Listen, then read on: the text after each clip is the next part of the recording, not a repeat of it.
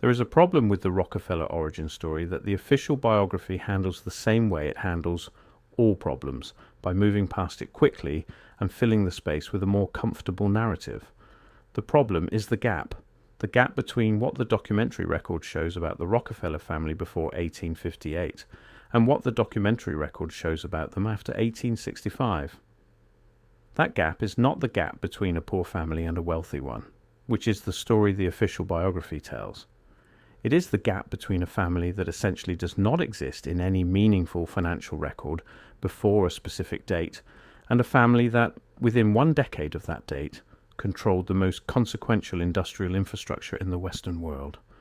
The speed of the transition, and the specific historical context in which it occurred, does not fit the story of a self-made man building from nothing.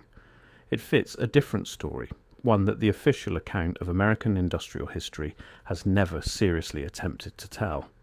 I want to start with what the record actually shows, because the record is the thing, not the mythology constructed around it, not the biographies written with the cooperation of the Rockefeller family archives, not the university endowments and cultural institutions that have been making the case for Rockefeller greatness since the 1890s. The record itself. William Avery Rockefeller, the father of John D. Rockefeller, appears in the historical record as an itinerant trader and patent medicine salesman operating in upstate New York and the Midwest during the 1840s and 1850s. He called himself a botanic physician, sold herbal cures and cancer remedies from a wagon, and was documented in a warrant for the charge of rape in Cayuga County, New York, in 1849. He eventually abandoned his family in the early 1870s and lived out his remaining decades under the assumed name William Livingston in South Dakota. He died in 1906. His estate at death was negligible. This is the paternal inheritance of the man who would become the wealthiest person in the history of the world by virtually every inflation-adjusted calculation. A traveling medicine show operator who was charged with rape and eventually abandoned his family under a false name. The origin story that the official Rockefeller biography offers is that John D. Rockefeller's wealth was the product of his own disciplined industry and commercial genius, built from a position of modest beginnings through the application of ruthless but legal business practices to the emerging oil industry of western Pennsylvania. The modest beginnings are documented. John D. Rockefeller was born in 1839 in Richford, New York. He moved with his family to Cleveland in 1853. He found work as a clerk at a produce commission house in Cleveland in 1855 at the age of 16. He left that position in 1858 and, with a partner named Maurice Clark, established a produce commission business of his own using, according to the official account, $4,000 borrowed from his father and $1,000 of his own savings. $4,000 in 1858 is approximately $130,000 in current terms. A 16-year-old clerk at a produce commission house in Cleveland in the 1850s was earning approximately $300 to $500 per year. In 3 years of employment, such a clerk could not have accumulated $1,000 in savings without extraordinary frugality or supplemental income from sources not documented in any record. The $4,000 from his father is even more difficult to account for, but given that William Avery Rockefeller's documented income from patent medicine sales in the same period is not consistent with having $4,000 available to lend to a son in 1858. The produce commission business established in 1858 prospered, and in 1863 Rockefeller and Clark entered the oil refining business in Cleveland, establishing a partnership with a refiner named Samuel Andrews that would become, within 7 years, the Standard Oil Company.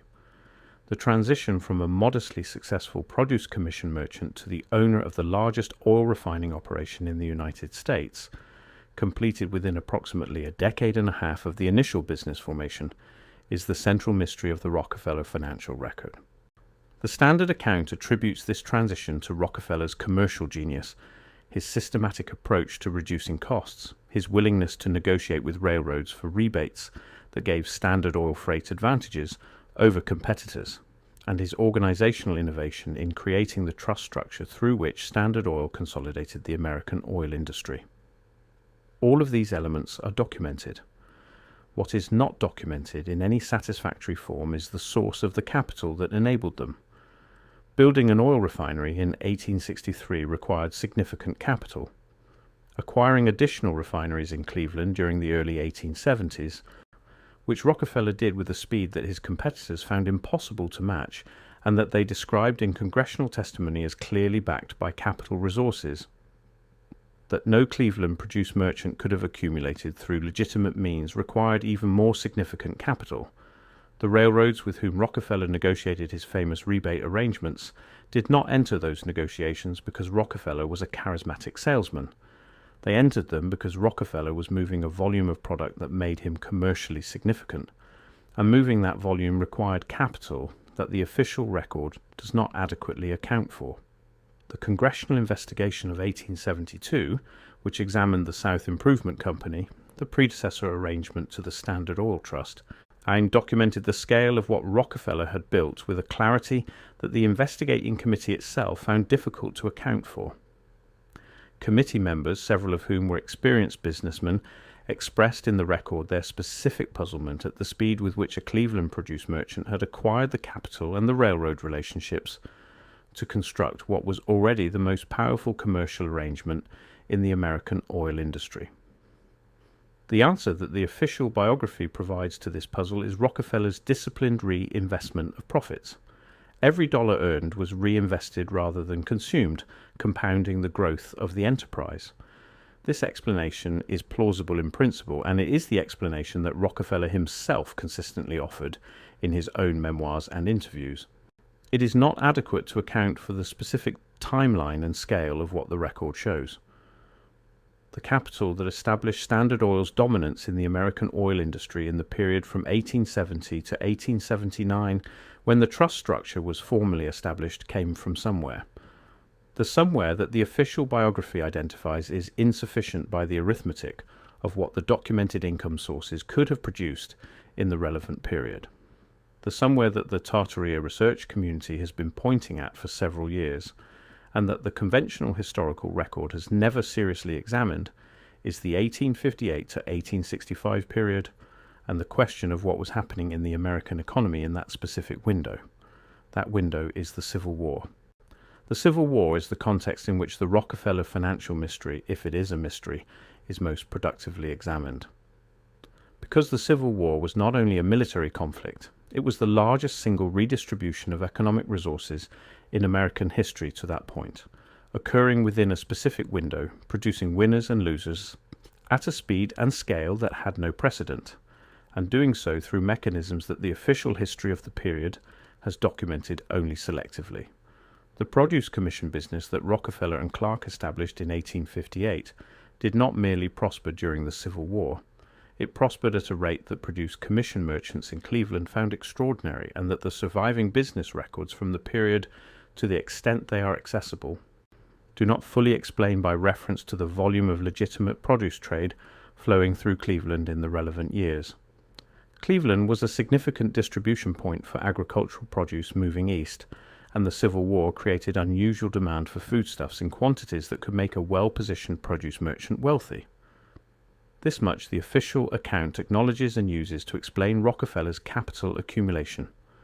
What the official account does not examine with any seriousness is the nature of the government contracting relationships that the most successful Cleveland produce merchants of the Civil War period maintained, and whether Rockefeller and Clark were among the contractors supplying the Union Army in ways that would have provided capital accumulation at rates significantly in excess of what the legitimate produce trade alone could produce. Government contracting during the Civil War was a notoriously corrupt and profitable enterprise. The congressional investigations of war profiteering that occurred during and after the war documented a systematic pattern of overcharging for military supplies, of phantom deliveries for which payment was nonetheless received, and of kickback arrangements between supply contractors and the purchasing officers of the relevant military departments. The Rockefeller and Clark Partnership's contract records from the Civil War period are not fully accessible in any public archive. The Rockefeller Family Archives at the Rockefeller Archive Center in Sleepy Hollow, New York, contain extensive documentation of Rockefeller's business activities from the mid-1860s onward. The documentation from the 1858 to 1864 period is, by the standards of the archive's later holdings, sparse.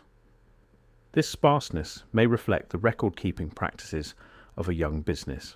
It may also reflect what was available to be preserved, curated, and made accessible by an institution that has had a century of experience managing the historical record of one of the most powerful families in American history.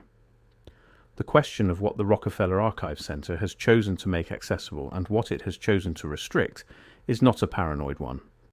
It is a question about institutional practice that applies to every family and corporate archive in existence. Archives curated by the subjects of that archival record are inherently selective. The selection reflects the institutional interests of the curating entity. The Rockefeller Archive Center is a sophisticated scholarly institution that has supported important historical research. It is also an institution that was created by and continues to be governed by the Rockefeller family interests it documents. The histories that have been written with its cooperation and from its holdings are not fabrications. They are necessarily histories written from a selection of the available record. The selection missing from the official account is the selection that would answer the capital question. Where did the money come from that established Standard Oil's dominance from 1860 to 1875? The official answer is insufficient. The alternative, that the capital came from sources connected to the Civil War and its aftermath, from government contracts, from the redistribution of resources that accompanied the war and the Reconstruction period, from connections to the financial networks simultaneously establishing themselves in New York, is an answer the documentary record gestures at without making explicit. The Tartaria research framework offers a more radical alternative, and it is worth engaging with seriously rather than dismissing, because the questions it asks about the Rockefeller financial mystery are legitimate questions, even if the specific answers it proposes are not confirmed by the documentary record in the way that the Civil War capital hypothesis is. The Tartaria framework proposes that the emergence of enormous fortunes in the 1850s, 60s, and 70s across multiple industrial sectors, not only the Rockefeller oil fortune, but the Carnegie steel fortune, the Morgan banking fortune, the Vanderbilt railroad fortune, and a cluster of others that appear in the historical record within a specific and limited time window, represents not the natural emergence of commercial genius applied to industrial opportunity, but the redistribution and redeployment of a pre-existing stock of wealth and infrastructure that was not created by the people who came to control it. In the Tartaria framework, the great American industrial fortunes of the post-Civil War period were assembled from assets, including physical infrastructure, financial instruments, and control over specific commercial networks that had belonged to a prior civilization or a prior order that was disrupted or destroyed in the mid-19th century, specifically in the period that the Tartaria researchers identify as the reset, the disruption of the pre-existing order that cleared the field for the industrial capitalists who came to dominate the late 19th century. The specific evidence that Tartaria researchers cite for the Rockefeller case is the same evidence that motivates the capital question in the conventional historical framework, but interpreted through a different explanatory lens. The speed of Rockefeller's rise, the scale of capital he was deploying within years of entering the oil industry, the relationships he already had with the railroad interests and the banking interests by the early 1870s, the way he navigated the political landscape in ways that suggest familiarity with power structures that a Cleveland-produced merchant encountering them for the first time would not have possessed. Even these are anomalies that both the conventional analysis and the Tartaria framework identify. They differ in the explanation they offer. The conventional explanation is luck, genius, and the specific opportunity presented by the American oil industry at the moment of Rockefeller's entry.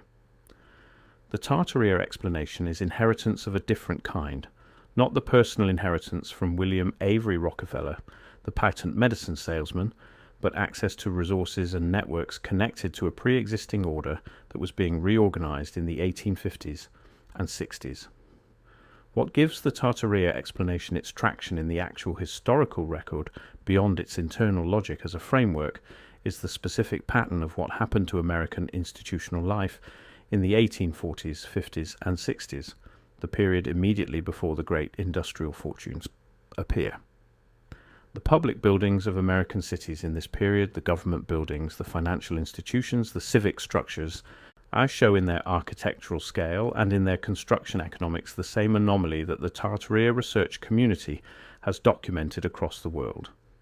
Buildings that are too large, too precisely constructed, and too inexpensive by the documented record to have been built from scratch using the technology and the labour markets of their supposed construction date. The Standard Oil headquarters in Cleveland, the buildings that Rockefeller commissioned and occupied in the period of the company's maximum power in the 1880s and 90s, are not the buildings that exhibit the anomalous proportions, but the context in which Standard Oil operated, the railroad network that it depended on, the financial infrastructure of the banking system that capitalized it, the government institutions that regulated and in many cases facilitated its growth were themselves embedded in a physical infrastructure that the Tartaria research framework identifies as potentially inherited rather than constructed by the civilization that used it. The railroad network is the most significant of these. The American railroad system that Rockefeller's rebate arrangements depended on was, by the late 1860s, the most extensive in the world, built from essentially nothing in the 1830s to a continent-spanning network within 3 decades. The Tartaria research community has noted that the specific engineering of this infrastructure, the gradient management, the bridge construction, the tunneling through mountain ranges, reflects technical capabilities that are not entirely consistent with the documented state of American engineering science in the period of the construction. This is a claim that mainstream historians dispute with reason. The engineering achievements of the early American railroad are not necessarily impossible for the period, accomplished at significant cost in human life, with techniques developed through the process of the construction itself. The Tartaria framework's claim that they reflect inherited technical knowledge is not proven by the engineering evidence alone. But the question it raises, whether the infrastructure context within which the great American industrial fortunes emerged was itself a product of prior development being reorganized rather than built from nothing, is a question worth holding alongside the specific financial mystery of the Rockefeller fortune. The specific period of 1855 to 1865 is the period in which the alignment of several historical trajectories produces the most concentrated anomaly in the American financial record.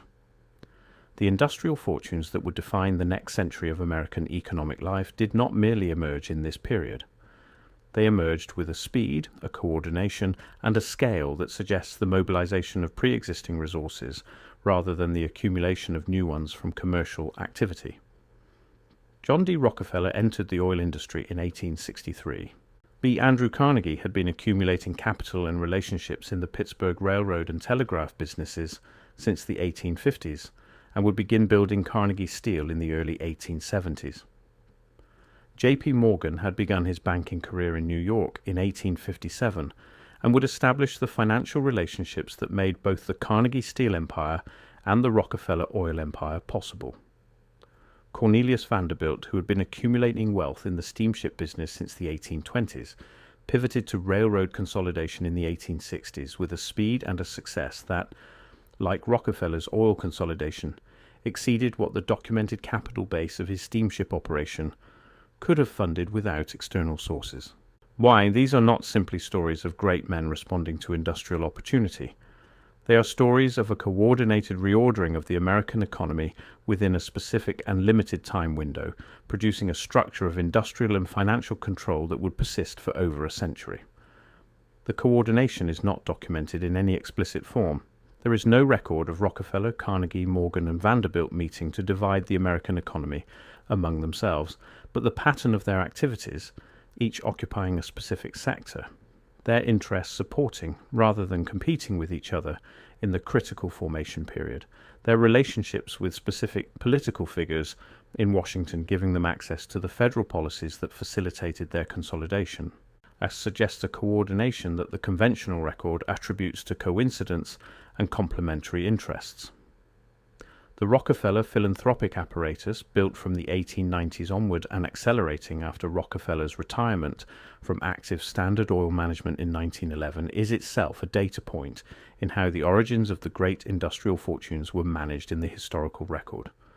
The Rockefeller Foundation, established in 1913, funded not only medical research and educational development, but also the historical scholarship that documented the emergence of American industrial capitalism. The historians who wrote the first generation of major academic studies of Standard Oil were working in a period when the Rockefeller philanthropic apparatus was the most significant private funder of academic research in the United States. This does not mean those historians fabricated their findings. It means the questions they asked were shaped by the intellectual environment in which they worked. The questions that would have required answers about the pre-1860 capital sources, about the Civil War contracting relationships, about the specific nature of the arrangements with the railroad interests in the early 1870s, were not the questions they focused on. They focused on the period of Standard Oil's mature operation. The origin story was accepted as given. The gap before 1858 was not examined with the rigor it warranted. The Tarbell investigation, published in McClure's magazine between 1902 and 1904, addressed the operational mechanisms of Standard Oil's monopoly with extraordinary thoroughness. Tarbell had personal reasons for it. Her father's oil business had been destroyed by Standard Oil's consolidation tactics in the 1870s. Her investigation documented the rebate system, the predatory pricing, the railroad pressure, the industrial espionage, and the political corruption Standard Oil employed to maintain its dominance. It did not investigate the origins of the capital that had made Standard Oil possible. The capital question was not her question. The origin of the resources behind the methods remained unexamined. The record that exists for the pre-1860 Rockefeller family is not entirely blank.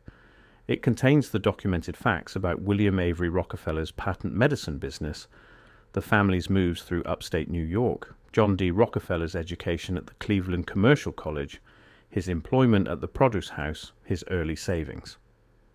What it does not contain is any documentation that coherently connects those modest origins to the capital deployment that begins in 1863 and accelerates through the following decade. The connection is assumed rather than demonstrated, bridged by the explanation of genius and reinvested profits that is stated repeatedly in the official accounts, but that does not withstand arithmetic scrutiny when applied to the specific timeline and capital scales involved. The arithmetic is not complicated. It is simply not done. The official accounts do not attempt to reconcile the documented income sources of the 1858 to 1865 period with the capital being deployed in the 1863 to 1870 period.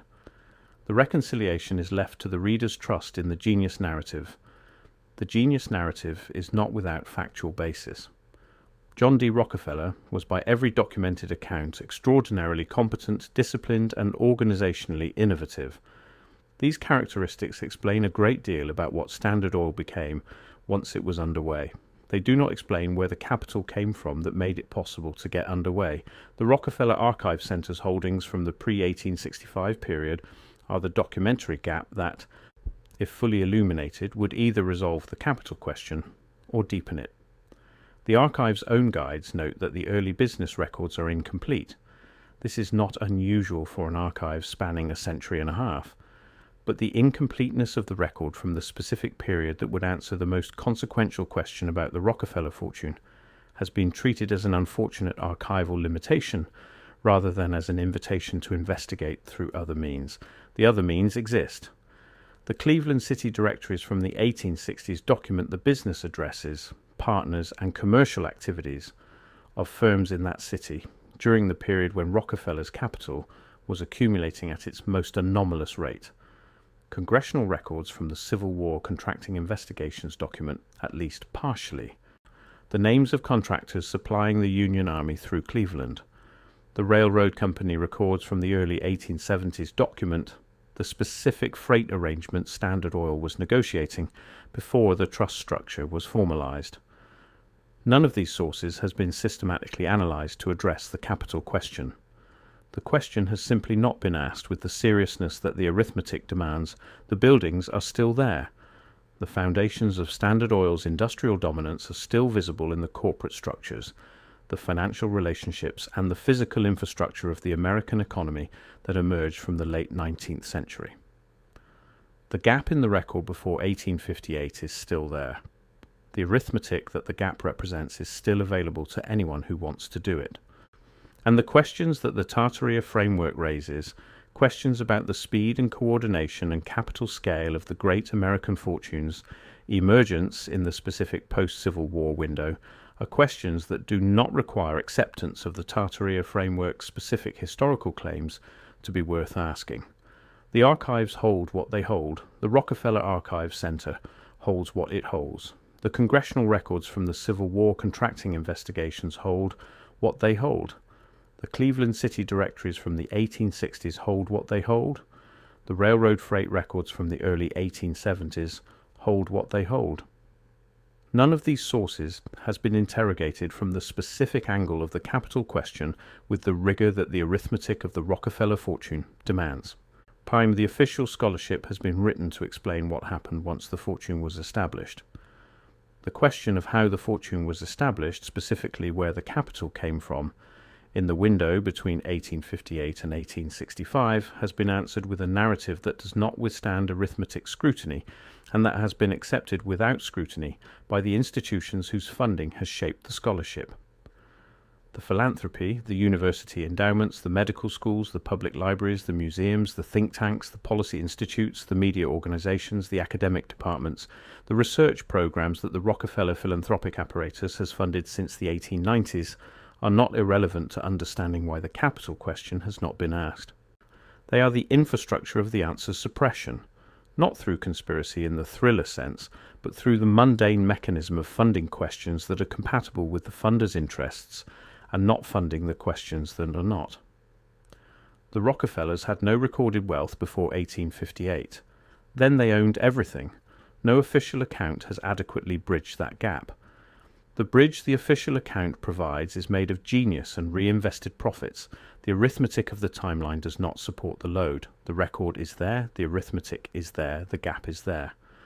What is missing is the will to ask the question the arithmetic demands, without the pre-commitment to the official conclusion that has characterized every previous attempt to tell this story.